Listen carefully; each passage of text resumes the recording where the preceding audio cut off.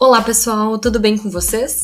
Bem-vindos e bem-vindas ao 15 por 15 do Kairos, há 15 anos produzindo conhecimento.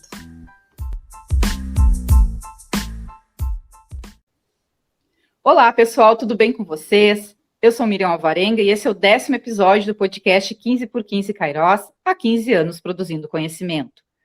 Este encontro será sobre o tema Educação e Feminismos, a perspectiva da interseccionalidade e ocupação de mulheres em espaços masculinizados. E para este bate-papo, recebemos as convidadas, professora doutora Márcia Helena Guimarães Rostas e a graduanda Luísa Palma Menezes. Professora Márcia, então, é licenciada em Pedagogia pela Universidade Federal do Maranhão, mestranda em Economia pela Universidade Federal de Pernambuco, doutora em Língua Portuguesa e Linguística pela Unesp Araraquara e pós-doutoranda pela Universidade Federal de Santa Maria, tendo como supervisora a professora doutora Liliana Soares Ferreira. É professora permanente do Programa de Pós-Graduação em Educação do IFSU, Campus Pelotas, professora da licenciatura em Computação nas áreas de didática e estágio, líder do grupo de pesquisa Discurso Pedagógico e membro do Kairos, grupo de estudos e pesquisa sobre trabalho, educação e políticas públicas. Integrante da Rede Gaúcha de Estudos e Pesquisas sobre Educação Profissional e Tecnológica, desenvolve pesquisas em estudos na área de educação com foco nas temáticas de desigualdade racial e de gênero, minorias sociais, educação popular e políticas públicas. Agora eu vou apresentar a nossa convidada, Luísa Palma Menezes. Seja bem-vinda, Luísa. Obrigada, Miriam. Licencianda em Pedagogia na Universidade Federal de Santa Maria, ingressou em 2019, próxima agora de se formar, né, Luísa? Membro do Kairos, Grupo de Estudos e Pesquisa sobre Trabalho, Educação e Políticas Públicas, bolsista PROBIC, bolsista da Iniciação Científica no projeto Educação Profissional e Tecnológica, Trajetórias, Historicidades e Desafios, coordenado pela professora doutora Liliana Soares Ferreira. Desenvolve pesquisas e estudos na área de educação, atuando principalmente nos seguintes temas: educação profissional e tecnológica, trabalho pedagógico, políticas públicas, feminismo na docência da EPT e gênero. É um prazer recebê-las, mas antes de iniciarmos de fato o nosso bate-papo, um recado muito breve aos nossos ouvintes. Assim como nos episódios anteriores, lembramos que este programa será disponibilizado em formato de podcast no canal do YouTube do Grupo Kairos e nos agregadores de podcast. Os 9 primeiros episódios já estão disponíveis e apresentam desde a historicidade e relevância do Grupo Kairos até diálogos sobre categorias e conceitos centrais de pesquisas e estudos da comunidade acadêmica Kairos. Então, fica o convite. Acessem, curtam, compartilhem os episódios, enviem suas dúvidas, sugestões e feedback pelo direct do Instagram. Vale reforçar que teremos pela frente mais 5 encontros até o mês de agosto do presente ano. Muito bem, recado dado. Faço a pergunta para a minha parceira de projeto, que hoje está aqui como convidada, e é um prazer recebê-la, Luísa Palma Menezes. E vou lançar a primeira pergunta, na verdade, ali já para a gente problematizar a questão. Qual a relação do feminismo com a educação no Brasil, Luísa? Olá, Miriam. É um prazer imenso estar aqui neste lado agora. Eu costumo ser a pessoa na qual é parceira da Miriam enquanto mediação e, enfim, para quem nos escuta sabe que essa voz que vocês estão ouvindo normalmente é a voz que entrevista e não que é entrevistada.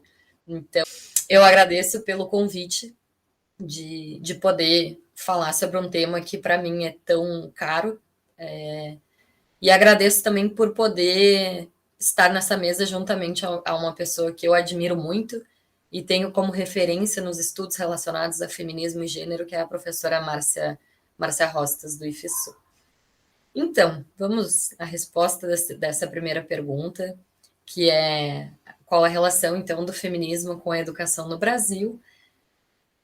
Eu acho importante ressaltar que o feminismo ele surge nos países da Europa e nos Estados Unidos antes de chegar no Brasil, em meados do século XIX, com aquelas premissas da Revolução Francesa como base, que é igualdade, fraternidade. E outro momento histórico fundamental para que o feminismo, de fato, se instaurasse, né, como luta das mulheres, foi a Revolução Industrial, na qual as mulheres saíram do espaço privado e ingressaram, né, então, nas fábricas como força de trabalho. A partir daí, as mulheres passaram a reivindicar questões sociais, políticas e econômicas, né, principalmente referente à educação, salário, né, salários porque elas ingressaram, né, no mundo do trabalho, principalmente ali nas fábricas. E aí no Brasil, o feminismo ele chega com uma mulher que veio de fora, mas era uma mulher brasileira que estava fora, percebeu esse movimento que ficou conhecido como feminismo e trouxe para o Brasil, que foi a Anísia Floresta. A Anísia, ela fundou a primeira escola de mulheres no Brasil, chamada Augusto, e essa escola, ela era conhecida como uma escola revolucionária pelo fato de ensinar mulheres não apenas aquelas questões de costura e educação que era vinculada já, né, como uma preparação para as mulheres serem donas do lar, mas sim ensinava linguagem, ciências. Então, por isso ficou conhecido muito como uma escola revolucionária da época.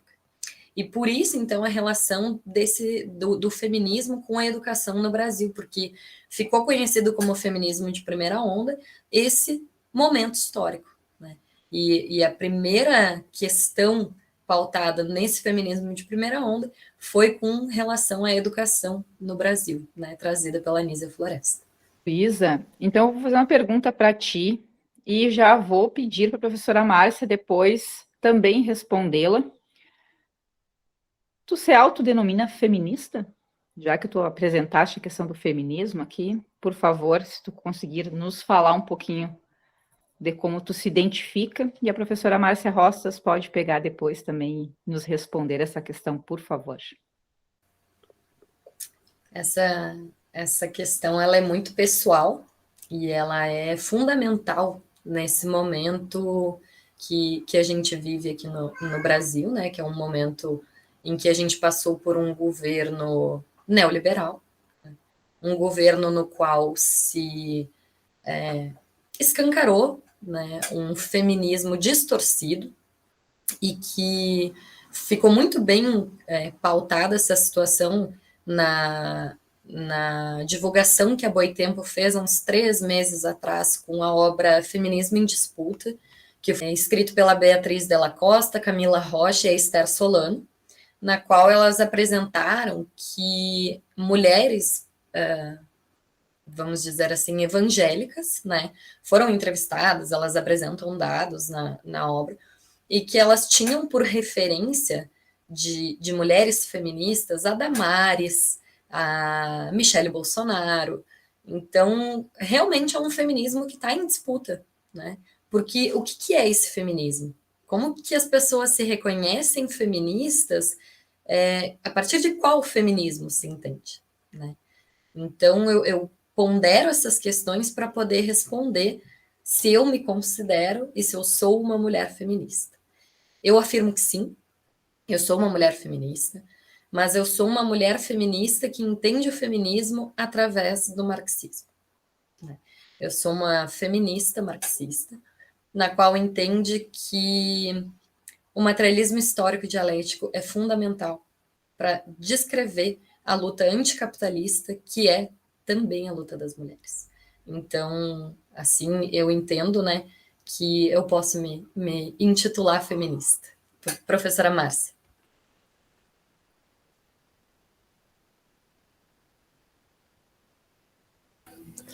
Olá, meninas. Também um prazer muito grande estar aqui hoje dialogando com a Luísa e com a Miriam, duas parceiras já de caminhada, né? Eu caminhando ali no pós-doc sob a supervisão da professora Liliane, e tendo as duas meninas egressas do meu curso, né? Eu sou formada em pedagogia também, então é um prazer dialogar com quem é egresso de um curso tão caro a mim, né? Sim, Luísa, e sim, Miriam, eu também me assumo, e se é preciso utilizar um rótulo, eu utilizo. Eu sou feminista marxista, né? E aí eu poderia estar trazendo assim para reflexão, né, que dentro de uma linha temporal que alcança ali o fim dos anos 80 do século passado, e eu tinha ali por volta dos meus 15 anos, poucas pessoas aceitavam esse rótulo. Por quê? Porque viam esse rótulo, vou usar essa expressão, viam como sinônimo de pessoas mal amadas, ressentidas, anti-homens, recalcadas, e dentre outros adjetivos maldosos que eram utilizados, né? Mesmo mulheres a favor da emancipação feminina não gostavam de ser associadas ao rótulo de feministas, né? Imaginem os homens que apoiavam a causa, né? Estavam sujeitos a todo tipo de gozação machista. Vejam, o movimento feminista em nosso país é um espaço de luta contra a opressão das mulheres e de reivindicação de seus direitos. E é no interior desse movimento que se defende que as relações entre homens e mulheres não são inscritas na natureza. Elas são fruto da cultura e, sendo assim, possíveis de transformação. Então, sim, Miriam, eu sou feminista.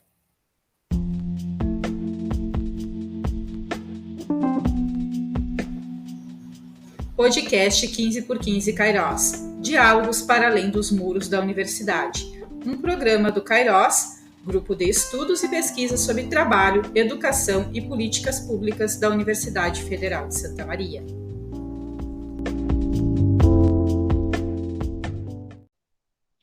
Muito bem, então estamos entre três feministas aqui. É um prazer, né, esse diálogo profícuo que a gente está tendo aqui. E vamos continuar, então, o debate do bloco anterior. E a minha pergunta agora vai ser direcionada à professora Márcia sobre o direito das mulheres, especificamente sobre as questões sexuais, o direito de entender seus corpos como não sendo propriedade de homens. Surge quando, professora Márcia? Então, Miriam e Luísa, vamos aí tentar fazer uma retrospectiva histórica e tentar dialogar um pouquinho sobre essa temática que nos é tão cara, né? O que a gente pode dizer é que, ao longo da história, as mulheres tiveram cerceado o direito, sobretudo o direito ao prazer, né? E isso foi colocado ou imputado a elas como algo proibido, como algo negativo, como algo que era pecado, mas só as mulheres, aos homens não. Então, se a gente pensar historicamente, foi em idos ali de 1960 que o Brasil viu surgir o feminismo de segunda onda, que já ocorria, ou que já era discutido, ou que já vinha e aflorava ali na Europa e nos Estados Unidos. Junto com um movimento de combate, ou uma visão assim depreciativa, cujo alvo eram ativistas e simpatizantes a esse movimento, o feminismo apresentou as reivindicações que ultrapassavam esses direitos políticos, econômicos e educacionais, mas o direito ao corpo, né, dessas mulheres. Ainda que inspirado pelo movimento feminista de segunda onda, que multiplicava no exterior, o do Brasil guardou traços do movimento político que nós vivíamos, a ditadura. Não temos vontade de lembrar. Talvez seja um dos momentos mais obscuros da história, né? Então, no momento da ditadura militar em que se colocou muito mais obstáculos à liberdade de expressão, sobretudo das mulheres. Muitas perseguidas, muitas foram por os porões, né, da ditadura, memórias que não dá vontade nem de lembrar. Os grupos que se opunham ao governo contavam com grande participação do movimento de mulheres e dessa militância feminista. E é a partir desse movimento que a questão do trabalho, da mulher trabalhadora, da sexualidade do corpo, da violência contra a mulher, do trabalho doméstico, dentre outras, vem à tona. No período que compreende ali os anos de 1960 a 1980, as mulheres participaram de muitos movimentos. E aí a gente tem exemplo do Grupo de Mães, Movimento por Creches, a Marcha da Panela Vazia, as reivindicações por anistia política aos presos e perseguidos pelo regime militar, o movimento das diretas já, essa eu tive presente. Foi nesse momento também que se criam as associações femininas, a Casa das Mulheres. Nos sindicatos lutavam por seções femininas e exigiam a inclusão de mulheres nos cargos de diretoria, realizavam encontros com trabalhadoras e participavam ativamente da vida sindical. Márcia, é importante também salientar que vou pegar um ganchinho das tuas palavras para falar um pouquinho mais sobre esse momento tão obscuro, né, que foi o momento no momento do Estado Civil Militar, né, instaurado no Brasil, e que o movimento feminista, além de lutar contra esse sistema que foi instaurado, ele também lutava contra a violência sexual, né, das mulheres, e pelo direito do prazer delas, né? E então, junto a esse momento da ditadura militar e a violência que as mulheres estavam sofrendo, elas queriam retirar isso do espaço privado e tornar isso público, e dessa forma, como muito bem a Carol Hannes chamou, o slogan que ficou conhecido como "o pessoal é político", porque as mulheres precisavam tornar público, né, e levar, tornar política algo que para elas era necessário de ser retirado do espaço privado. E com isso, muitos resultados foram sendo alcançados, se a gente pode chamar isso de conquista, e um deles foi, em 1962, o surgimento do primeiro anticoncepcional. Né? O primeiro anticoncepcional, em parte, transformou aquele cenário de que os corpos das mulheres eram propriedade dos homens. Porque ali elas começaram a entender que seus corpos eram delas e que elas não eram objeto de reprodução da espécie. Muito bem. E a Luísa comentou em relação à questão dos espaços, né? Do espaço privado, do espaço público. E a minha pergunta agora vai relacionada a essa questão dos espaços. O que são os espaços masculinizados? Por qual razão as mulheres não ocuparam esses espaços e ainda... Por que elas ainda não ocuparam e elas podem vir a ocupar esses espaços? Então, eu vou direcionar primeiro essa pergunta à professora Márcia, se ela conseguir introduzir para nós. A Luísa também sinta-se à vontade para contribuir, mas pensar um pouquinho a respeito desses espaços. Vocês já ouviram falar de profissões de mulher ou carreiras que são para homens? Pois é. Apesar da desconstrução de inúmeros preconceitos que viemos trabalhando nos últimos anos, o mercado de trabalho ainda é um espaço onde há bastante divisão entre os gêneros. Sobretudo no ambiente da educação profissional, ainda ouvimos falas repetidas de que há curso de homens e, consequentemente, né, profissão de homens e curso de mulheres e profissão de mulheres. Vejam, essa ótica é sempre voltada a carreiras que tenham uma visibilidade de mercado e atrelada a espaços de poder. E aí é para homens. As carreiras subalternizadas são para as mulheres. Se não me falha a memória, a Luísa fez uma pesquisa em que levantou o número de docentes mulheres nos institutos federais do Rio Grande do Sul, não é, Luísa? Sim, é verídico esse fato. E realmente ele aponta esse cenário, essa reprodução desse cenário de que existe, sim, carreiras, né, que ainda são escolhidas por essas atribuições históricas a espaços que foram masculinizados e ou feminizados, né, Marcia? Uhum. Além de questões como diferença salarial e a dupla jornada de trabalho, para muitas mulheres que cuidam sozinhas das atividades domésticas e familiares, ainda existe na sociedade uma concepção de que certas carreiras são dominadas por um gênero. E aí a gente vai ver que áreas como a enfermagem, a assistência social, o ensino básico e fundamental, os recursos humanos, a psicologia, são alguns dos exemplos de profissões dominadas por mulheres, porque vão ser atividades relacionadas ao cuidado com o outro e educação, ações que são historicamente desempenhadas por mulheres. Já áreas que envolvem finanças, condução de veículos, a tecnologia da informação, ainda são majoritariamente ocupadas por profissionais homens. Apesar do crescimento no número de mulheres em cargos de liderança e na quantidade de profissionais do sexo feminino em áreas como tecnologia e mercado financeiro, é inegável que os últimos anos, sobretudo após o golpe que retirou a presidente Dilma do cargo e ascendeu ao poder o Michel Temer e, em seguida, o Bolsonaro, representaram um retrocesso para a força de trabalho das mulheres, conquistada a partir da luta por direitos ao longo dos séculos. E, assim, a título de exemplo, representado na figura de duas primeiras damas, Marcela Temer, conhecida e autodeclarada bela, recatada e do lar, e a Michele Bolsonaro, a representação da mulher fútil, imbecilizada, submissa, crente e recatada, temos o retrocesso de muitas discussões em torno das políticas para as mulheres. Vimos, meninas, aumentar absurdamente, sobretudo em nosso estado, a violência contra a mulher e os casos de feminicídio.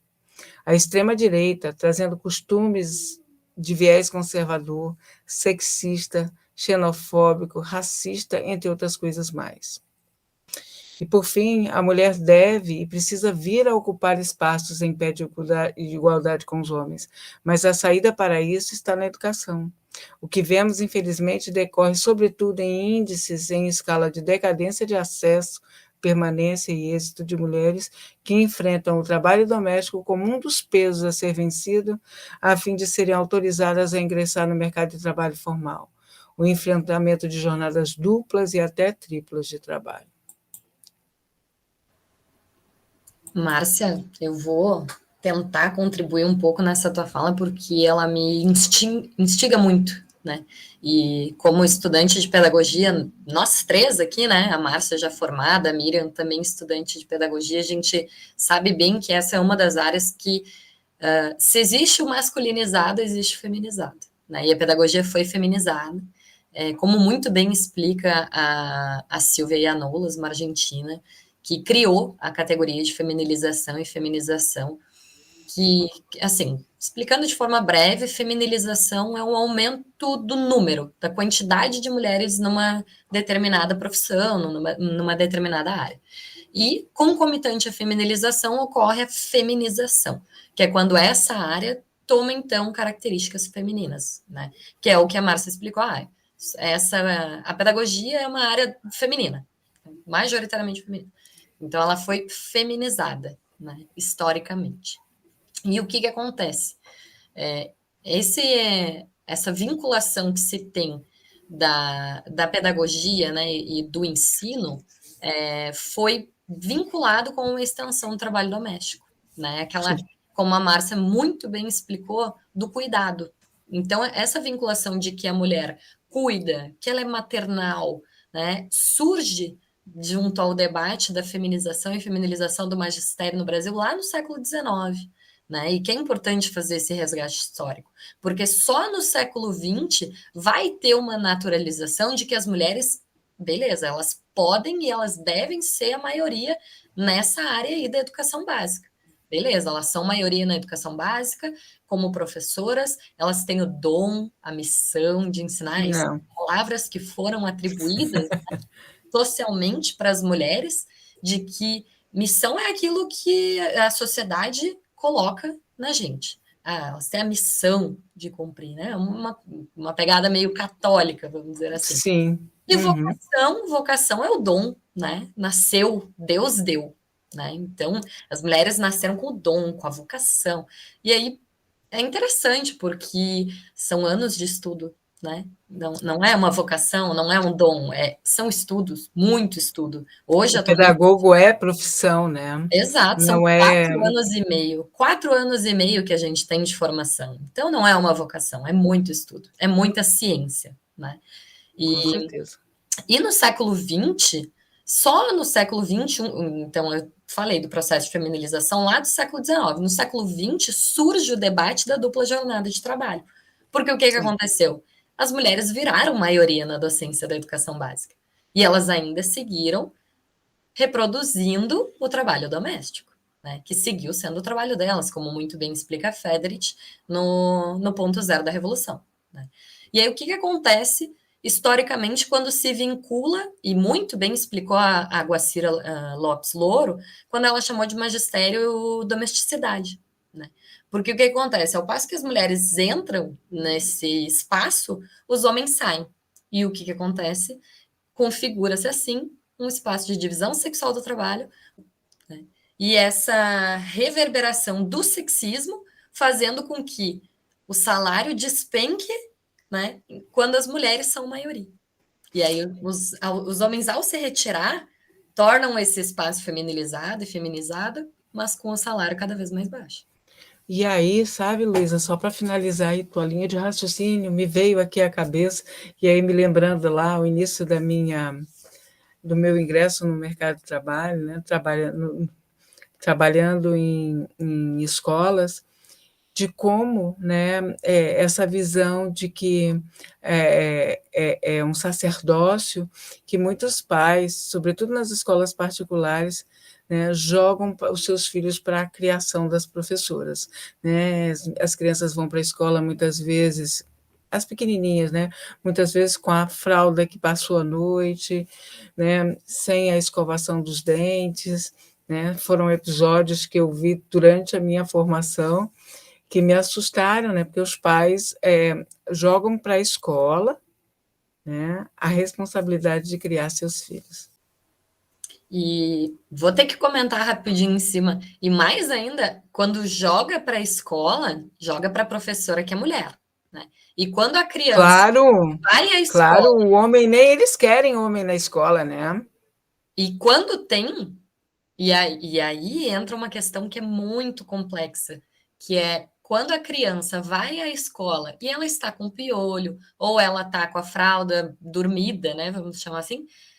Quando vai a reclamação da escola para casa, quem é a responsável por ter a assim, mãe. qual o cuidado? É a mãe, né? A mãe. É incrível, né?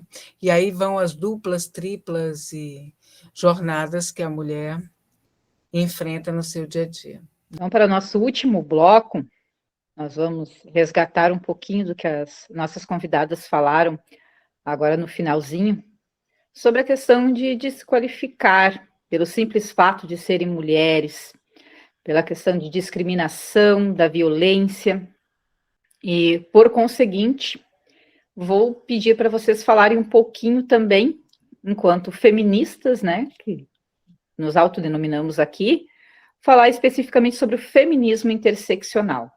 Então, só em suma para vocês, 2 questõezinhas para a gente encerrar esse último bloco.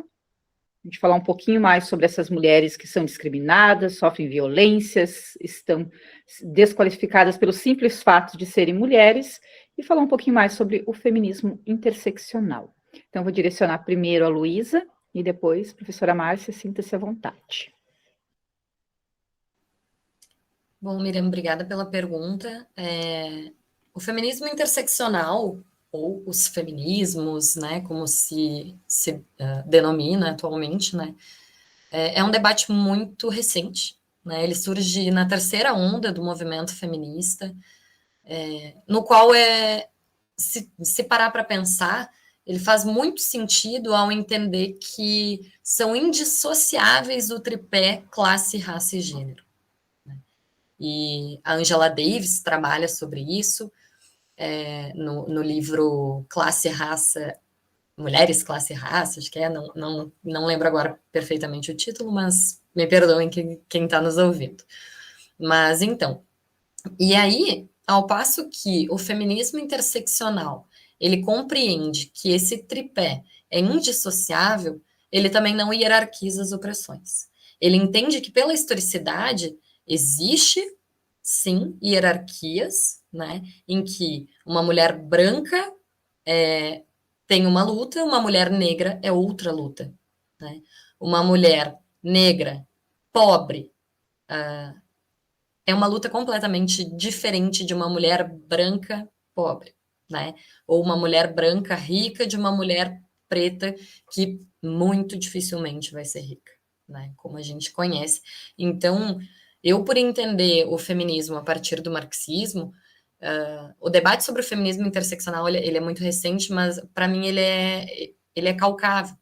Assim, ele é muito concreto nas suas especificidades, ainda que eu entenda que o feminismo ele é o debate da luta das mulheres, e todas as mulheres. É importante, sim, fazer a diferenciação e saber de que as lutas elas não são iguais, porque mulheres não são iguais, né?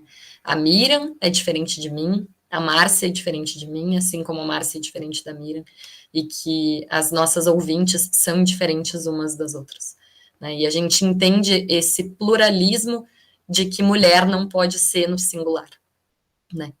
Mas eu entendo que a gente chamar mulheres no singular, de singularizar, né, e chamar só mulher, a gente menospreza e a gente dificulta a compreensão de uma luta que é tão importante, que é o movimento feminista, né? E o feminismo interseccional, ele parte dessas premissas de que classe, raça e gênero não são dissociáveis, elas não podem ser discriminadas ou deixadas de lado, que aconteceu muito historicamente, né? Só para contribuir um pouco com o que belamente a Luísa traz, né? Ela já alcançou de alguma forma, mas a gente pode trazer que desde os anos 60, né, o movimento feminista, de uma forma geral, ele foi direcionado àquela mulher branca, ocidental, heterossexual e burguesa, né? Esse é o viés de representatividade que a gente tinha, por mais que se lutasse por direitos iguais, né? E aí, é o que a gente vai chamar movimento de terceira onda, né? Quando uma ativista, Kimberlé Crenshaw, em 1989, ela cunha o termo interseccionalidade, que, na verdade, vai falar sobre o que a Luísa já disse, a abordagem pela qual cada indivíduo, né, é visto sobre suas opressões e discriminações, né, gênero, raça, classe, etnia, deficiência, assim por diante. E o feminismo, ele pode ser compreendido a partir do lugar de fala, e talvez eu deixo as nossas ouvintes, talvez, a interpretação livre para essa minha fala, de que o feminismo interseccional, ele parte do pressuposto do lugar de fala, de que lugar que tu está falando. Então, no caso, o meu caso, Luísa Menezes, eu sou uma mulher lésbica, branca, e, assim, partindo do pressuposto que tem classe trabalhadora e classe burguesa, eu sou classe trabalhadora, né? Então, essa é o meu lugar de fala, que é muito diferente do lugar de fala de uma mulher preta, heterossexual ou transgênero, enfim. Então, eu acredito que a interseccionalidade e o feminismo interseccional vem para colocar debates que antes não eram pautados e que não eram enxergados, principalmente feminismo negro, luta das mulheres do movimento LGBTQIA+, etc. Das mulheres trans, enfim, é isso mesmo.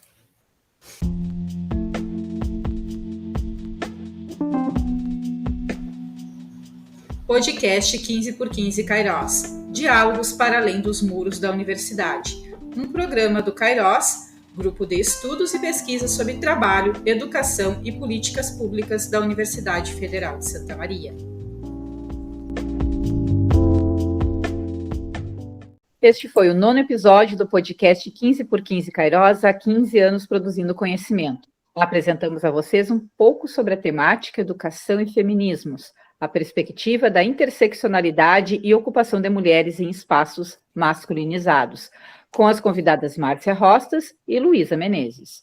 Aguardamos vocês no nosso próximo episódio no mês de julho, que versará um debate sobre a análise dos movimentos de sentidos, AMS. Obrigada novamente a todos e todas que estão nos acompanhando. Professora Márcia, Luísa, gratidão por estarem aqui conosco neste projeto. Nossa conversa foi muito boa, riquíssima, de muito aprendizado, e não se esgota neste espaço. Certamente vamos ter outros tempos, outros espaços em que possamos escutá-las e promover diálogos como este e a socialização dos seus estudos e pesquisas. Muito bem, vou solicitar agora para as nossas convidadas realizarem as suas considerações finais. Vou passar a palavra primeiro a você, professora Márcia, e logo após a Luísa Menezes pode fazer os seus agradecimentos. Obrigada, Luísa, obrigada, Miriam, por um espaço tão profícuo de discussão, de bate-papo, em que pudemos trazer uma temática tão cara a nós três. Que bom. Obrigada, Miriam, obrigada, Prof. Márcia, por esse momento muito bom de debate, de diálogo sobre uma temática que realmente é importante de ser falada, de ser escutada. Agradeço a professora Liliana, também já deixo meu abraço carinhoso, e o meu abraço também a todos os integrantes do Kairos, e aos nossos ouvintes, sigam nos escutando. Em breve estarei de volta ao meu posto, que é de entrevistanda e não entrevistada. E é isso, logo, entrevistadora, isso mesmo, que recebeu como que chama, uma correção de leve. Um insight. Um insight, tive aqui. E é isso aí, um beijo de uma das gurias da IC. Eu sou Miriam Alvarenga e este foi o 10º episódio do podcast 15x15 Kairos. Fiquem bem até o nosso próximo encontro. Abraço das gurias da IC. Inscreva-se no nosso canal do YouTube, ative o sininho para receber as notificações, nos sigam no Instagram, deixem comentários, perguntas no nosso direct e acompanhem o podcast 15x15 Kairos para ficarem por dentro de toda a programação dos 15 anos da comunidade acadêmica.